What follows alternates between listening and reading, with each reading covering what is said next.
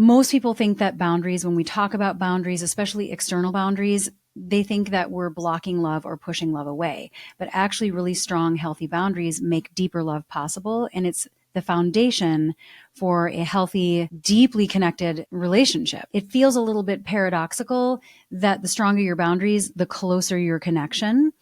But that really is the truth. And I'll go into more about why that's true. If you've ever thought to yourself, you know what, I set a boundary, I communicated it, and they just keep crossing my boundaries. Chances are that what you set wasn't a boundary, it was a request. You probably communicated a request and got it confused with a boundary. And so then when they didn't honor your request, it was perceived as a boundary crossing, and that's not technically the same thing. And again, I'm going to get into that with you. But healthy boundaries are not brick walls. They don't wall people out. They're more like a fence with a gate. And you have a really clear border, but you also have the capacity to invite people in, and you have a lot of flexibility within this. And so today what I want to do is I want to share exactly what boundaries are, why they're so important, and what the problems are when we don't have healthy boundaries. What are the implications of poor boundaries? Like, how does this show up? And then exactly what to do to not only know what your boundaries are, but to communicate them and then hold them, which is the most important thing.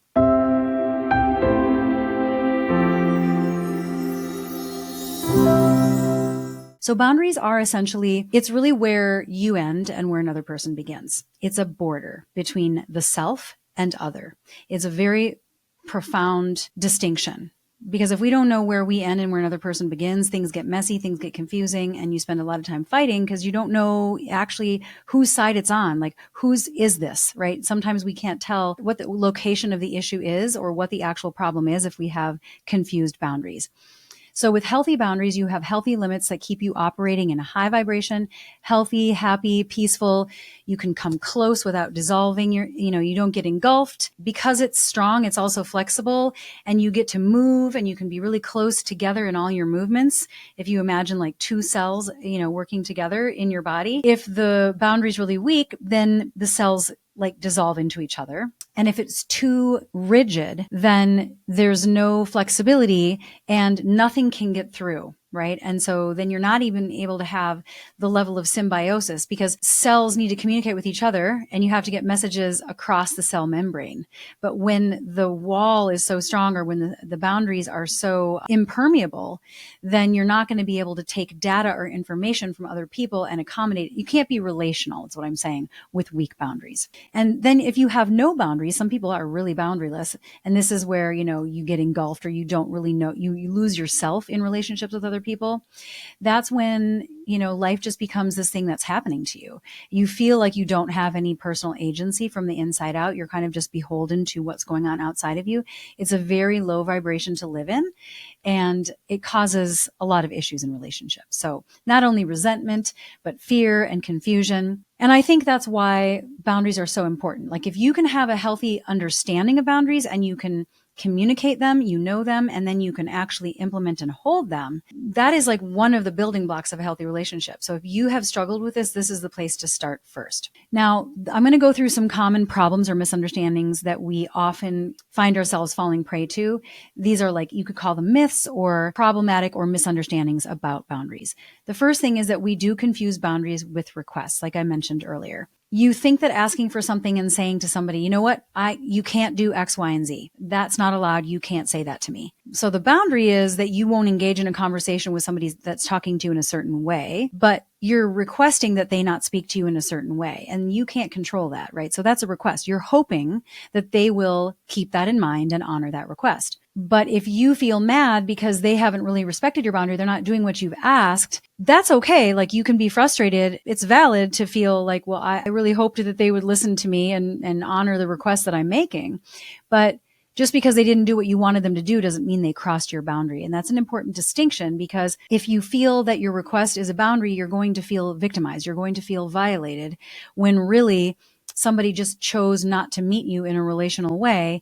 And nobody really owes us that, right? Unfortunately, Of course, in a marriage, we would expect that, but this is why it's so important to know what boundaries really are. Because if you are not allowed to have boundaries in your marriage because they cause so many problems, because they're not accepted, because they're perceived as rejection and it's taken personally and it causes all these problems, then you're not going to be able to hone in on what the actual issue is. And you're going to spend way too much time. You're also going to be thinking to yourself, I don't have any choice here. I'm resentful because this person is crossing my boundaries. And you're just going to be walking around with this sort of disempowered, stuck mindset, not realizing that somebody not honoring your request is important information to have to find out, are you compatible? Are you in a relationship with somebody that does care about your requests, that will honor your boundaries? You need to know that. Right? It's not good to be in a relationship with somebody that can't respect your boundaries, but you have to know the truth of what you're actually dealing with. Because if you think that it's a boundary violation and it isn't really, you're going to go down a different path than you actually need to go down. You could end up blowing the whole thing up when that's not really necessary, just because you're confusing that. The other problem that we come across when we have poor boundaries is blame. And this is related to the idea that, the disempowerment that comes from boundary violations. Blame is when we hold others accountable for our own stuff. We are externalizing our locus of control. We are saying, my well-being is up to you, and so now I'm blaming you. I'm blaming you because this thing didn't go well for me. I'm making you responsible because I don't see the power that I have. That's why healthy boundaries reduces blame, because if you know whose side of the street it's on and you recognize the power that you have, you're not going to be holding somebody else accountable for something that's on your side of the street, right? You're going to not feel like you need to blame them or be mad at them. You're going to be able to recognize, oh, I can fix that. That's on my side of the street, right? And so it reduces conflict significantly. Verbal abuse is a really good example of very poor boundary, where we are really crossing the line and attacking and assaulting someone's sense of self and well-being because we believe that they have somehow had the power to hurt us or affect our well-being in a way that maybe isn't even realistic. It's just like nobody can make you hit them, right? Violence, abuse is a great example of externalizing a locus of control. If you've made me so mad that I feel like I have to hit you, I'm giving you power over me. My actions are being controlled by you. Anytime we're abusing someone, when you think about a parent abusing a child, a small child that doesn't know any better, it's because they're giving that child way too much power and thinking that it knows better when it doesn't really. And it's the meaning that we give it. So being able to really know what's on your side of the street and what's not on your side of the street is a game changer when it comes to perceptions of transgression and how we actually communicate our feedback, and so that it isn't done in a critical, blaming way. Another example of a poor boundary would be unbridled self-expression, right? Where you're just dumping, feeling like you could take your stuff and put it in the other person's yard. You feel like it's all the same anyway. If I have poor boundaries and your stuff is my stuff and my stuff is your stuff, it's all one pot anyway, and we're boundaryless in our relationship, then unbridled self-expression is simply just the same as me communicating in my own home, in my own room to myself.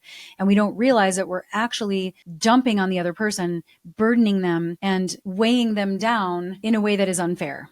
I do think of that as a transgression. If they're not receiving, if they're not consenting, and if it's really unbridled and venting that just goes on and on and on at a high level of intensity, that is obviously, you could look at that as abusive, but even if it's not really egregiously abusive and it's just very unbridled and overwhelming, the other person can get triggered and become really avoidant and shut down and wall off because they're trying to protect themselves, which brings us right back to the reason why boundaries are so important. Is that line. We as humans want to feel protected. We want to have safety, and we want to be autonomous. We want to feel like we are preserving our personal autonomy. That's like, we want personal freedom. So the more that you have unbridled self-expression, the poor boundaries that you have, the more you move into blame, the more the other person is going to wall off to erect a boundary that is not basically non-existent. And so the more you cross a boundary, the more the other person has to wall off to protect that boundary. So that's why this concept is so useful as well. Also, I think that we sometimes do falsely perceive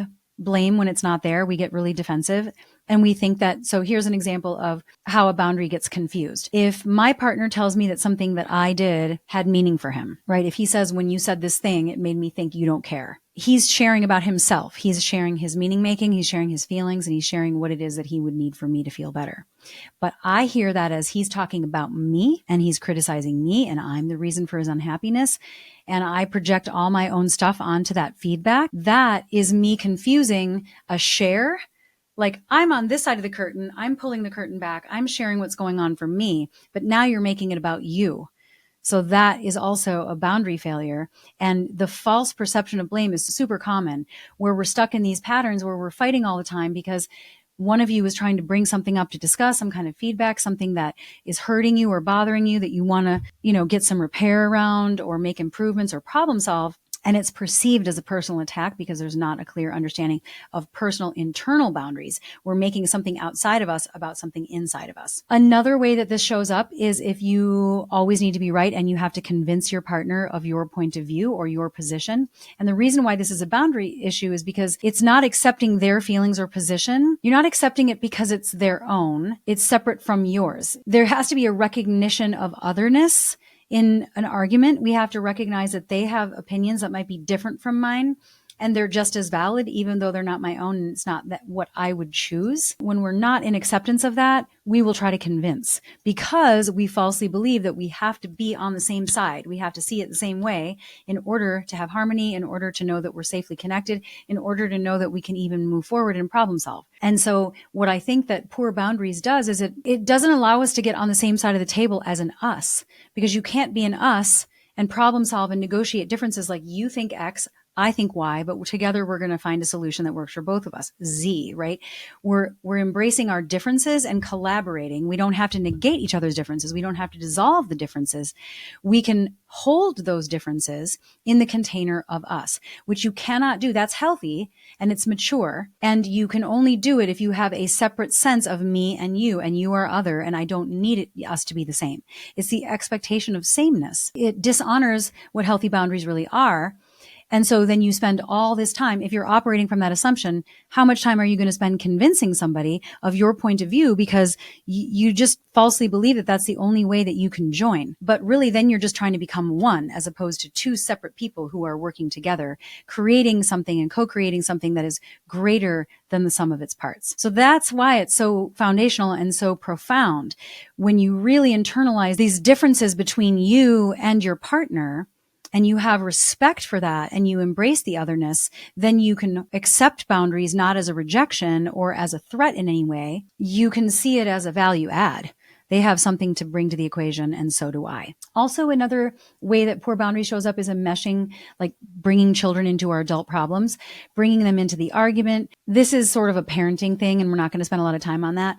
But healthy boundaries with children is really important too, because sometimes children make everything about them. That's just how their brains are wired. So they think if their parents are going through something hard and they're very distracted, a child will make that about them. They'll think, I must not be lovable. I must not be worthy of paying attention to. And so we have to keep that in mind as parents and as co-parents, that if you bring your kids in between the conflicts or try to overshare before they're developmentally ready, that can be really damaging, and it can hurt their sense of agency and independence in the future. Also, and this is one of the biggest things I see with poor boundaries, is resentment. If you allow your own boundaries to be crossed, or if you don't honor your own boundaries, you will be in resentment.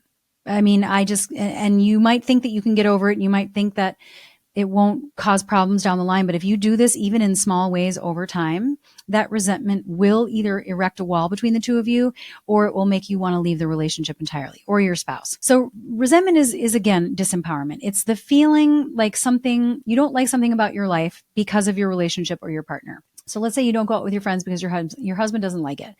Let's say your husband doesn't like this one friend. So you don't go out with this friend that much because you know that your husband doesn't like it. And then you resent him for it and you behave in ways that create disconnection, right? And you're not owning the fact that you did choose that. You chose to caretake that person and you didn't honor your own boundaries. And now you're in resentment of your spouse towards that. Now, I'm not judging that. I know that it's easier said than done, but this is super, super common. It's the opposite. I should say that if we were to flip that around and say, I want to have a healthy boundary so that I can prevent resentment, what that would look like is owning your decisions and allowing or supporting your spouse to make a different decision and have different boundaries or thresholds than you do. That means sometimes there's going to be mistimed readiness around closeness, mistimed readiness around repair conversations. That's okay. right? If there's two separate people, then you both have to agree. It's that simple, right? Because two people have their own free will. Codependency is also a massive outgrowth of poor boundaries, of not knowing what's yours and what's theirs. So much confusion comes around that, where it's like, I really want to talk to them about my concerns about their drinking. I'm just really worried about them. So I want to talk to them about what they're doing and make sure that they're doing the right thing, that they're healthy, that they're safe. And they're telling me that everything is right and they're telling me all the right things, but I don't really believe them and I'm still really bothered by it. So I'm going to keep bringing it up and they're going to be like, no, nothing's wrong. And now we're fighting about it. And you're saying, I just want to take care of you. I just care about you. This is an example of codependency where you're not recognizing that the need is yours. It's not their need. The conversation is being driven by your need to know that something is a certain way so that you can feel okay. And so you do it in a caretaking way. And you're not doing it on purpose. It's not a manipulation. You really do care about them too, but it's being framed as all about them. And so we can trick ourselves into thinking that we're doing something for another person and not realizing we're actually doing it for ourselves. Or even when we tell our kids, you need to do X, Y, Z. And it's not that they need to, it's that I need to. It's I need my kid to do this thing, right? I'm not ready for them to ride their bike on this busy street. They feel like they are, right? Just that language of saying, I don't feel ready, as opposed to you're not ready, is a small sort of step that you can take to use language to reinforce that you do understand the difference between what's coming up on your side of the street and somebody else's side of the street. And also codependency means that you're taking on your partner's feelings and you don't even know the difference. Like, you're in a bad mood because they're in a bad mood. And you don't even really realize that you don't have to pick that up. That's not your mood. Those aren't your feelings. And so if you take on your partner's problems, you're offering unsolicited advice, you feel responsible for their mistakes, their choices. This can show up as analyzing your partner, telling them what to do, insisting on your solutions, and getting mad if they don't take your advice. That would be an example too of the codependency enmeshed boundaries. So what do we do? How do we have healthy boundaries? How do we know what they are, communicate them, and hold them? Obviously, the first thing you have to do conceptually is to recognize that when you're separate and whole and you have these really clear lines between you, you're much stronger and you're able to move into interdependence, not codependence. You each have something separate and independent to bring to the mix, and you can co-create together, have many more resources between the two of you than you would have on your own, more creativity, more richness, and more growth and expansion. It's really quite amazing when you really dial this in. It's also, from a mindset perspective, recognizing that strong boundaries equal much deeper connection. Just knowing the truth of that. And if you really have a hard time believing that and you're like, is that really true though? I mean, I get it sort of abstractly, intellectually, but it's not the same thing as knowing it experientially. You really just have to try it. You have to really try to communicate and hold your boundaries and see if you're doing that with a person who can handle it and can appreciate it and can join you there, even if it takes a couple times, because if you change the way that you do things, sometimes there's a little lag between the changes that you make and the way that they respond, because you almost have to retrain them a little bit. You just have to go back to the knowing. Just trust me, take my word for this, and then try it on your own. Try to imagine your boundaries as a fence, and you can open the door and you can close the door, and see if you can experience the benefit of being so close afterwards. Like, I feel more generous with them because I communicated this boundary and I held it for myself. And so now I'm not resentful for them. I'm not resentful toward them for either not honoring my request, or I'm not, because I protected them. I held my own boundary, right? So when we hold our own boundary, we aren't holding on to resentment. We're owning our choices. And so we can be more generous towards them. If we can own our no and we can say no, and we feel confident in that, then we can really embrace our yeses and wholeheartedly say yes to somebody. Right? When we're not in resentment, we can give freely and not worry about what they're taking, or that you give them the finger and they're going to take the whole hand, right? Because you trust your own boundaries. You don't have to protect yourself from them. And so therefore you can be way more loving, way more generous, and closer to them without any fear of losing yourself. So you have to decide what's yours to own, take full responsibility for your meaning making, your interpretations, your feelings, and your experiences, and commit to honor each other's boundaries. Deal with the insecurities that come up around if your partner has boundaries, and do the belief work. This is the most important thing to overhaul. If saying no to going out to lunch with somebody, or your spouse wants to have a certain kind of conversation and you really can't say yes to that conversation because you're sleep deprived and you have to get up early tomorrow morning, but you feel guilty when you say no and you honor yourself for your health, then you might have some core beliefs that you have to recondition to allow you to hold those boundaries without guilt. So when you start to take those actions to speak and hold your boundaries, you will notice feelings come up. That will give you a clue as to what your limiting beliefs are, What are the core beliefs that are holding you back? A lot of times, a really big core belief that people hold is that if I have a boundary, and if I say no, then I'm being selfish. But it's actually the opposite, because the more full your cup is, the more resourced you are, the more whole and empowered and non-resentful you are, the more you can bring to everybody that you love. Like, everybody that you love is going to get so much more of you. They're going to get the best of you. But if you don't have boundaries and you're burnt out and fried and resentful and negative and barely surviving all the time, the people that love you aren't getting the best of you. So you really want to look at it as not selfish, but as an act of kindness to everybody that you love and who cares about you. And if you find that there are certain people in your world that really just do not like your boundaries and they never ever will, then they might not be a healthy person. If you have to sacrifice your own health and well-being to stay in connection with somebody, then that's not a good sign. Hopefully, if you're in that situation, as you grow and as you communicate about these things, they'll recognize the value in that and they'll learn and grow as a result of your boundaries. In my experience, when we hold boundaries in a marriage, that's honestly the best way that we can facilitate our partner's growth. So this is another way that sometimes we feel like we're selfish, is like, well, I'm holding this boundary, but I'm really afraid I'm going to hurt my partner. Yes, but then they will have to do the work that they had to do anyway for them to feel better and to find their own locus of control, because they're putting it all on you, right? So it is a blessing. Sometimes it's a hidden blessing. And I know my husband has held boundaries with me that I didn't appreciate at the time, but I needed, and it helped my growth in a way that talking wouldn't have helped.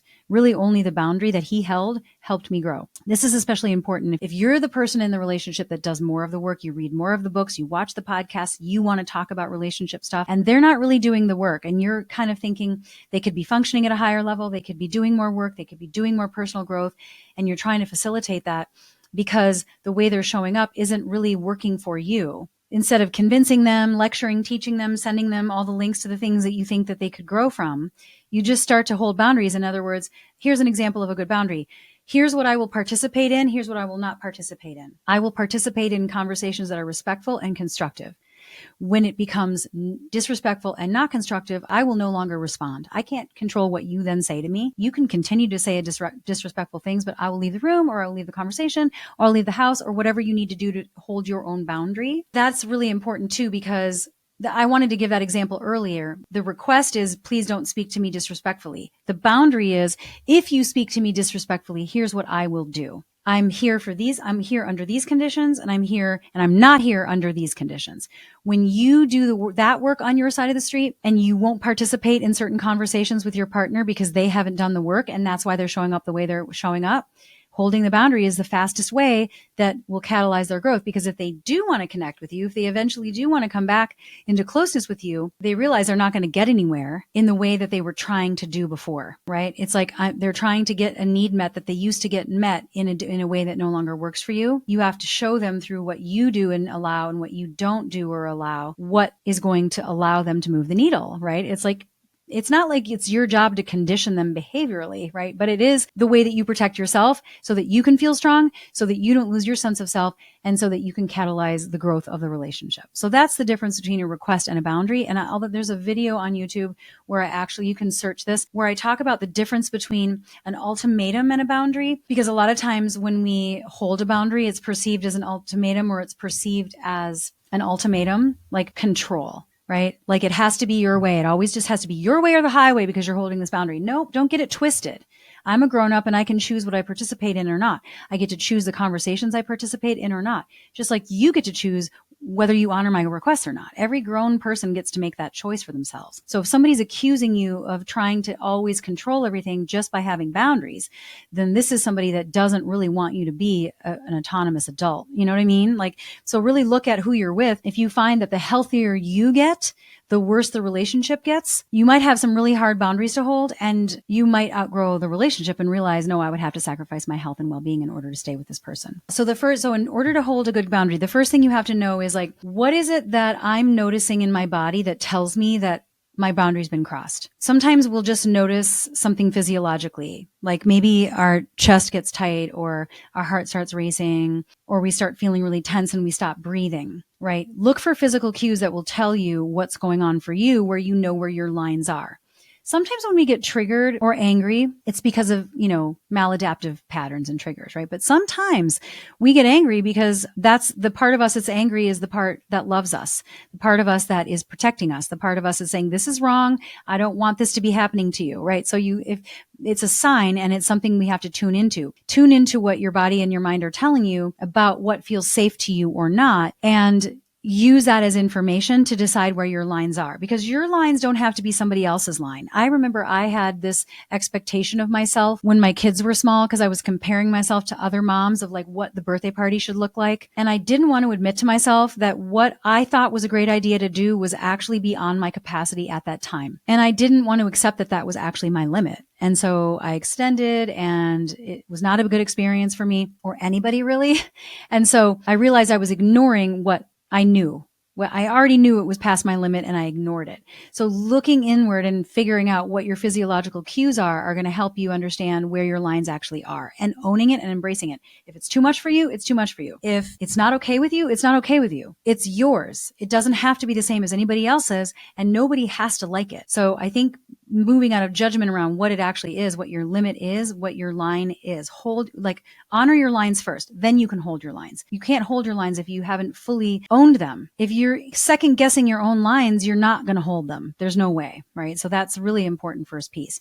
Then you communicate them. You don't need their buy-in. You don't need them to agree. You don't need them to like it. You just say, hey, just so you know, this is not okay with me. Here's what I can do. Here's how I can show up. This is what I can agree to. This is what I can't do. This is what I won't lie. And here's what I will do or not do to hold that boundary. It's just information. If they argue with you, you don't have to argue back. Just say, you don't have to agree with me. I'm just telling you as a courtesy, right? And then the work is really following through on that and looking for that opportunity and not letting yourself get hooked in, right? Maybe your boundary is, I won't engage rude questions, but then you do because you feel triggered by it. Another example of how, if maybe your sense of unworthiness got triggered by their rude comment and now you want to engage that to prove something or convince them that they're wrong about you or whatever you think they meant, then you'd have to look at, well, what are the core beliefs and my wounding that's getting activated so that I can hold my lines? Because that's sabotaging me. If you have solid core beliefs and you know that you're not doing anything wrong and you deeply know that, then you don't have any need to defend yourself or engage the things that you already decided you weren't going to engage. First is to tune into what the boundary is for you. What is your actual limit or capacity? Honor it, own it, then communicate it in terms of what's okay and what's not okay and what you will do or not do. It's not a request. It's just, this is what's going to happen. This is what I will do. It's up to you. And then don't try to avoid having to use I've done this where I'm like, this is my boundary. This is what I'm going to do, but I'm really hoping I don't have to use it, especially with my kids. I'm really hoping I don't have to hold that boundary. It's going to be uncomfortable. They're not going to like it. It's going to be a whole thing. It's going to bring stuff up for me. And so I'm really just hoping that I don't have to get to that point. If that's where you're at, you really have to clear that out, so that you can almost have the attitude of I can't wait for the next time that I get to practice this. It's not about avoiding it. It's about bring it on. I am excited to look for the opportunity to recognize, oh, this is this thing I said I wasn't going to feed. I'm not picking that up. I'm going to do this instead. And then you got to follow through.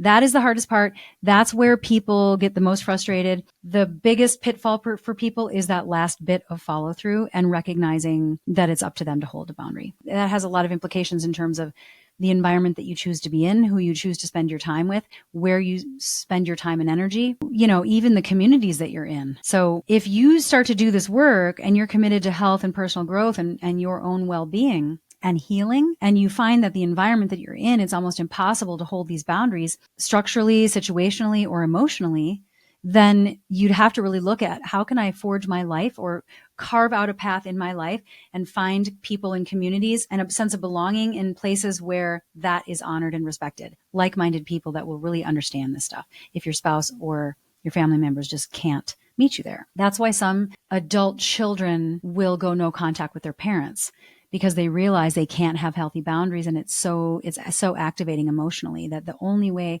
they just can't get their parents' buy-in, and it's so triggering that they have to go no contact. Now, some people would say that going no contact is an example of a wall and it's not a healthy boundary. But if you're dealing with verbal abuse, toxicity, narcissism, constant boundary violations, and disrespect, then to me, that is the only appropriate boundary that you could hold. And that's not your fault. That is the behavior of the other person or the other people that resulted in that. It's never a bad thing for you to honor your own health and well-being in a relationship, because the healthier you are, the more you have to give and the better the relationship is. If you're doing your work on your side of the street, the healthier version of you can only improve your relationship unless you're dealing with a precondition. That's it for today. If you like my content, please take a second and either like this video or subscribe to my channel, or both. That will help us reach the people that really need to hear this stuff.